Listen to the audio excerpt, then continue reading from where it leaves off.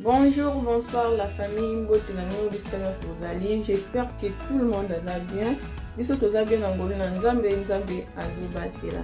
Merci na bino nyonso vraiment na volonté bolingo na bino boza na yango ya kotala bilema na biso. Tikete nzambe na lola apambola bino, nzambe na lola amona bino. Na souhaiter la bienvenue na ba nouveau abonné ya chaîne na biso. Merci na ba abonné nyonso ya kala et merci aussi na ba visiteur. Merci beaucoup bandeko, okutani na vidéo, partagez, commentez, aimez et kozala bien. Kozanga te kota la vidéo tina suka bandeko. Tala vidéo tina suka, tala vidéo tina suka. Merci Nabino. Et alors, les lots de la recette Nabiso comme vous sans plus tarder, to koleka pona pour présenter bino et le konini tué na mon colonel lelo. Vraiment, tous les lots na recette Nabiso il y a poulet fini et pour présenter bino bilo konini na kusala pona na lamba poulet fini na. Voilà, to bandi poulet fini Nabiso yango yo. Poulet fini Nabiso yango yo. Batou, je crois batou moi ebele bazwa ki occasion ya kotala comment na réaliser ki poulet fumé nanga moko na ndaku oza poulet fumé fait maison. Alors vidéo eza toujours na kati ya chaîne na biso soki oza na besoin ya ko visiter yango. Alors to kosala poulet fumé na biso na ngai oyo pe eza ngai oyo to conserva ki donc vidéo pe ezali na kati ya chaîne soko lingo yeba comment tu conserva ki ngai na biso.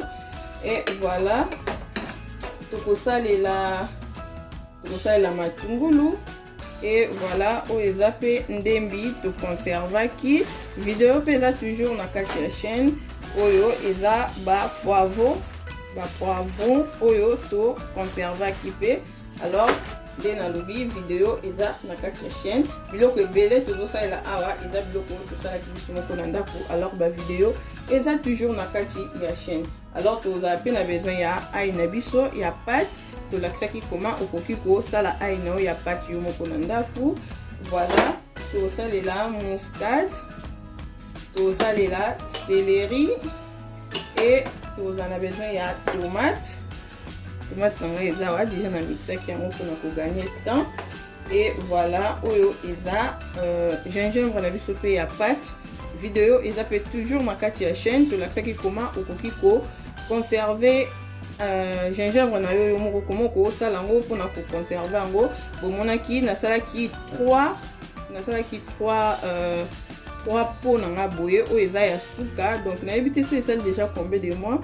Ce qui est ok d'après près 2 mois depuis na conserva qui en haut libanda ya frigo mais ils a toujours bien. Donc je crois oyo eza pour nanga ya suka. Voilà et tout en a besoin ya jimbo na biso. Alors tokoleka mbala moko na préparation ya biloko na biso. Et voilà na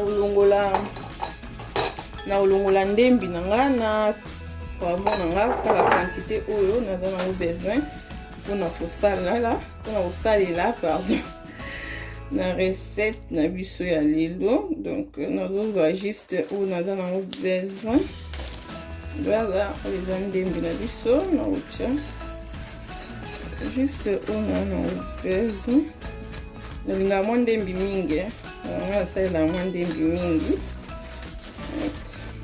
moni boye cuisine nanga eza facile eza rapide.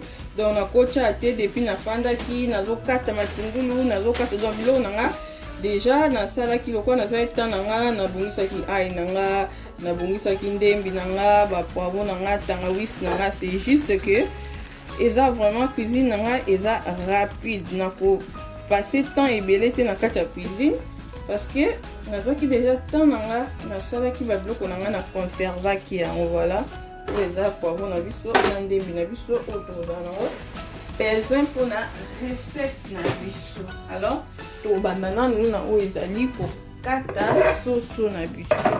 Voilà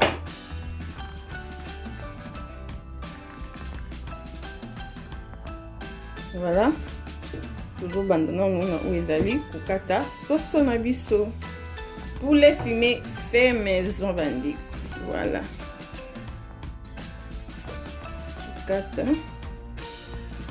basinga na biso Donc même depuis tout ça là déjà depuis tout ça la vidéo et appelé fumer hein, et ça qui tout ça qui on a congélateur donc on a mis ça qui on a boutou pour na et c'est décongelé normalement donc voilà ce qui n'a eu l'occasion de la vidéo c'est comment tout filmer qui poulet na biso vidéo dans la carte ya chaîne voilà alors ce que tu dis kata sauce na biso voilà kata sauce nanga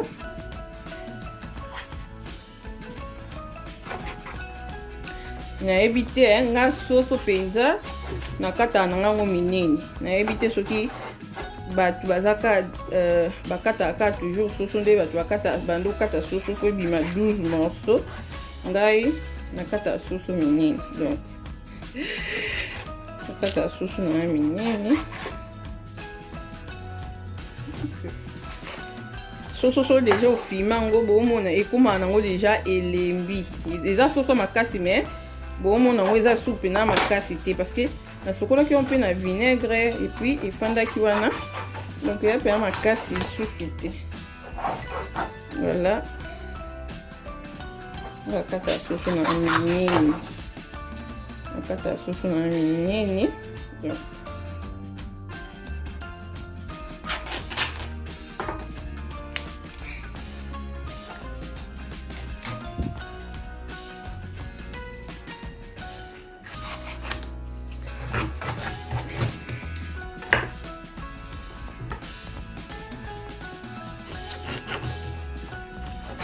voilà soso na biso yango yo bato bazaki occasion ya kotala vidéo bamonaki ke na sokolaki soso nanga déjà très bien alors awa yango nosala na osopela yango kaka mai ya moto mpona na pase yango bato bamona mpena nde nazwaki temps nanga ya kosokola soso nanga avant na filme yango parce que naboyaki après avoir kofilme yango nazala na ebele ya mosala ya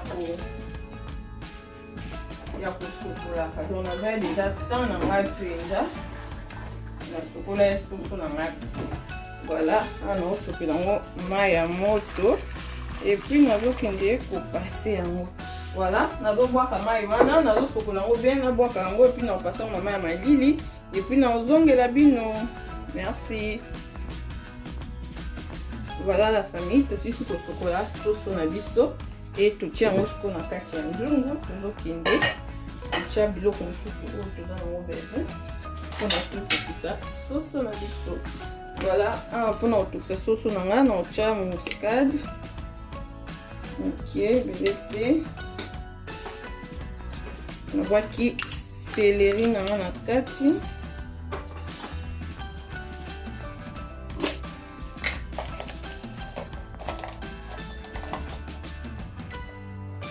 eza jimbo donc nazwi lutu moko boye natie soso nga mpe natiaki yango mongwa avant na filme yango donc natie bongo soki ekoki te nde tokoya kobakisa après e awa naza na tangawisi na ngai voilà donc banda na conserve yango baliboso nazofongola yango e donc makasi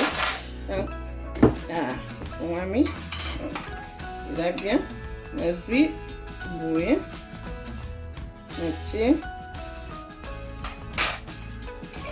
eza toujours bien tangawisi nga nayebi te ke esali mais je crois bien déjà esali ata 2 mois voilà tozobalola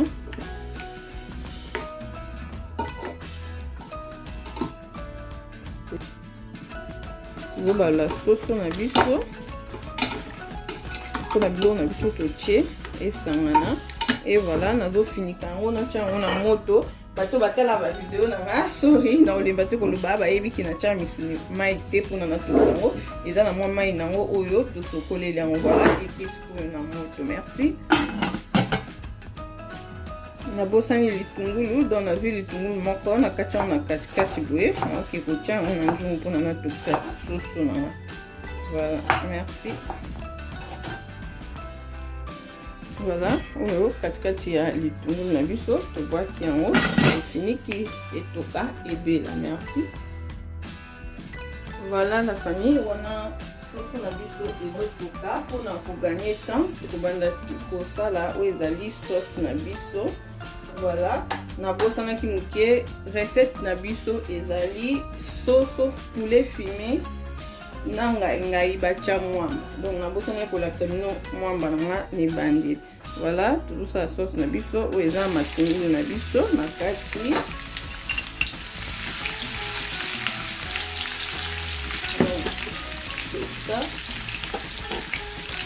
Voilà, tutie matungulu na biso, tutie pardon na biso.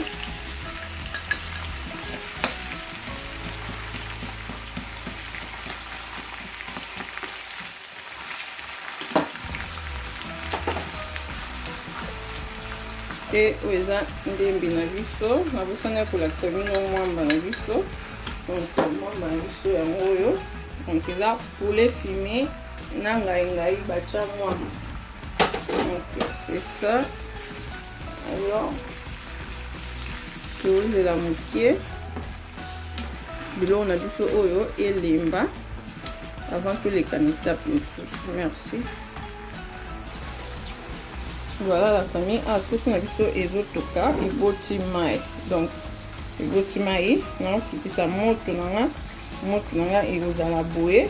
Bomoni yango wana ekolembisa soso nanga. Donc soso nanga ekolemba bien nakozela mai wana nyonso ekao. Merci. Donc c'est ça, totiki soso na biso elemba. Voilà la famille, après 5 minutes naye kotia tomate nanga. Biloko oyo nasalelaki deja oyo natokiselaki soso nanga nakotia yango lisusu te. Biloko nyonso oyo nasalelaki oyo natokiselaki soso nanga nakosalela yango lisusu te. Voilà, totie tomate na biso e awa tozwi pate ya ai na biso totie.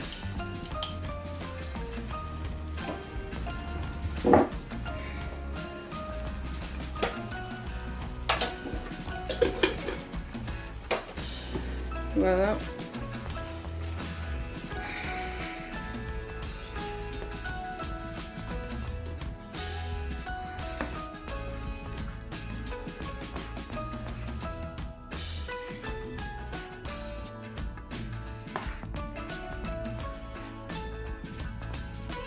Voilà, totika sikoyo sauce na biso ebela. Totika tomate na biso ebela. Après toleka na étape mosusu. Merci bande.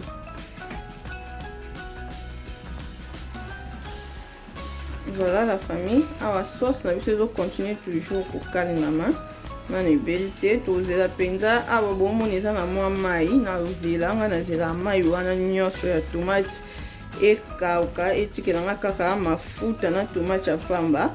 Après toleka na étape mosusu. Donc nazawa naozela tomate nanga ebela. Après toleka na étape mosusu. Donc tozela mai wana nyonso ekauka.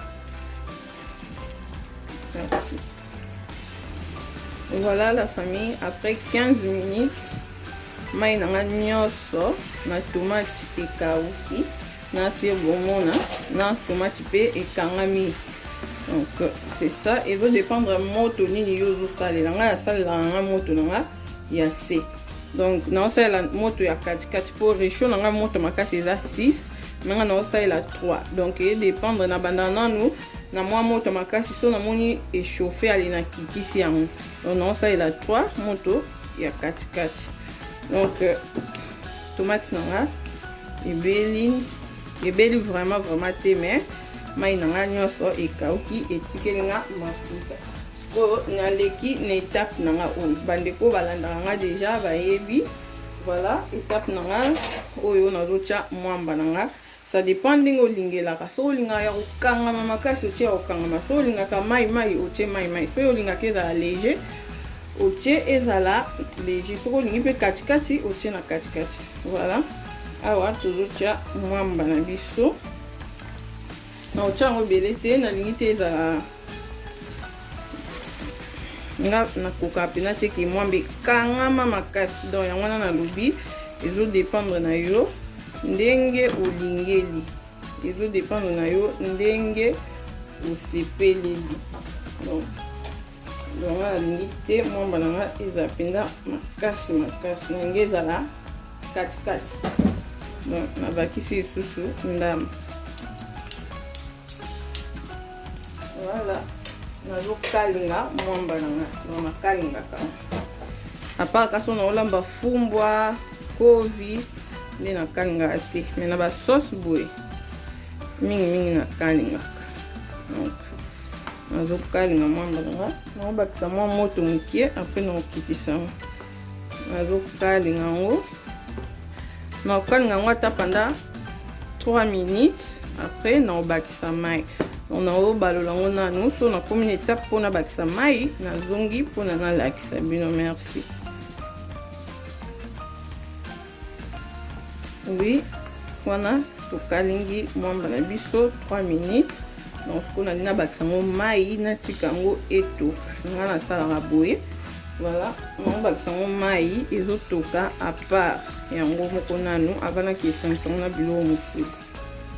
Nabakisa yango mai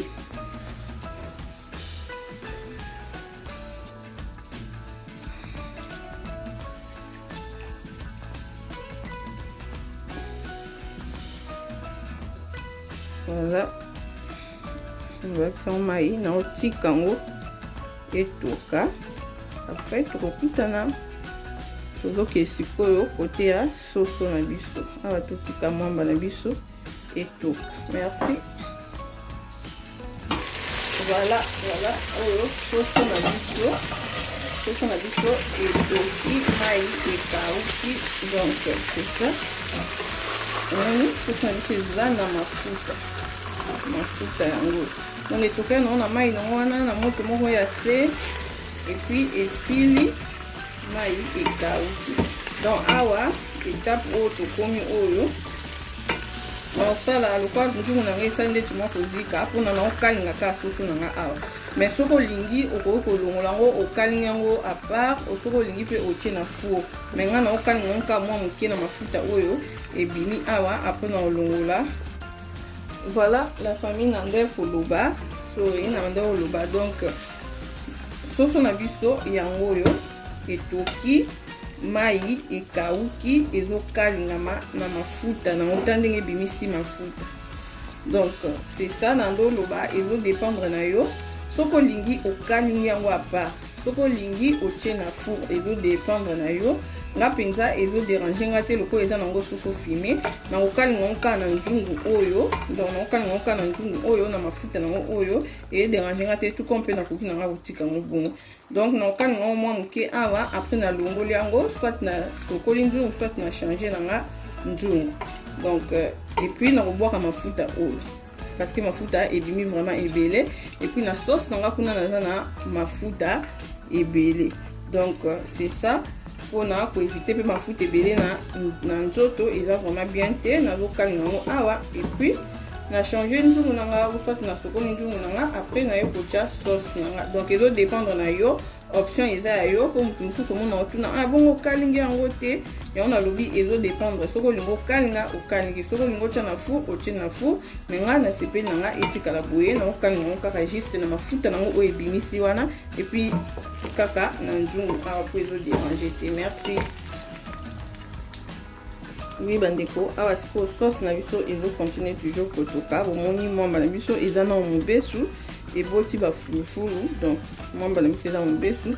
Tokotika mwamba na biso penza ebela etoka ebela penza. Après tokoki kosangisa yango po bomoni ke soso na biso etoki elembi ekalingami.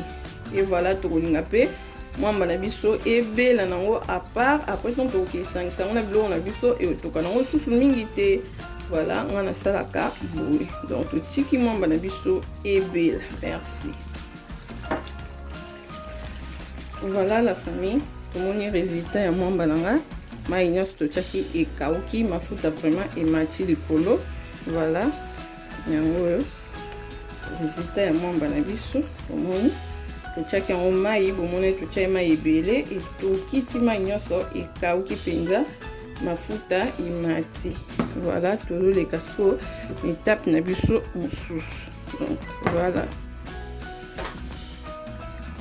Oui, la famille awa nalongolaki soso nanga na nzungu nde nayebisaki bino parce que nde nzungu ezikaki wana pe soki otiki solo wana ezikaki pas comme tel vraiment ezikaki te mais moi solo wana engo ça bien te na biloko nalongolaki soso nanga na sokoli nzungu nanga et voilà ce que nazotia soso nanga nazolingisa soso nangai voilà parce que faki pe na bwaka mafuta wana parce que mafuta ebele na biloko eza vraiment bien te voilà totie soso na biso et tozwi oyo eza ngai na biso yango oyo totie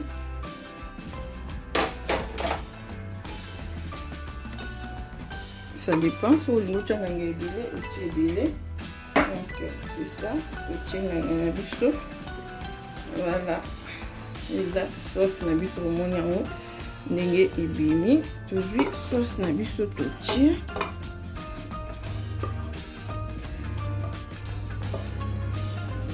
voilà totie sauce na biso et tozwi mai na biso boye totie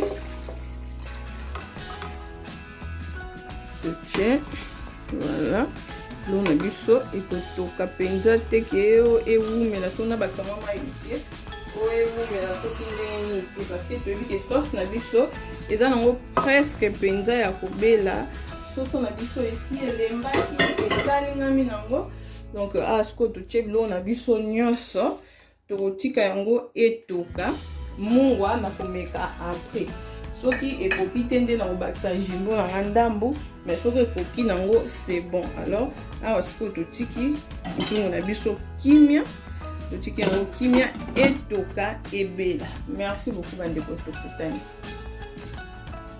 Voilà la famille, on a toujours dit qu'on a tout à l'entour na biso et puis tout mes camons on a biso soki ekoki ou bien ekokite. Voilà. Donc soso na biso ezotoka na kubaluli. Donc c'est ça. Et tokomeka munga na biso totala soki ekoki ou bien ekokite.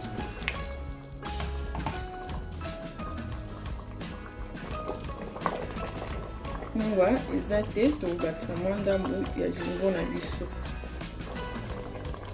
Voilà la famille, tobakisi quantité oyo ya jimbo na biso parce que mungwa eyokani te.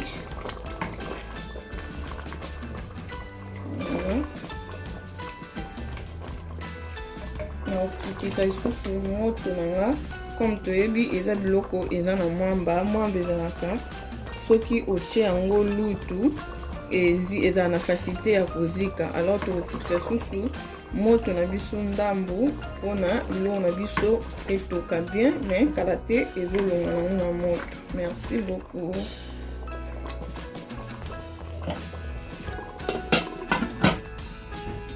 Voilà la famille, résultat na biso ya soso fumé na ngai na mwamba yango oyo vraiment bomoni ndenge tobandaki na ndenge tosukisi eza vraiment facile ya kosala yango.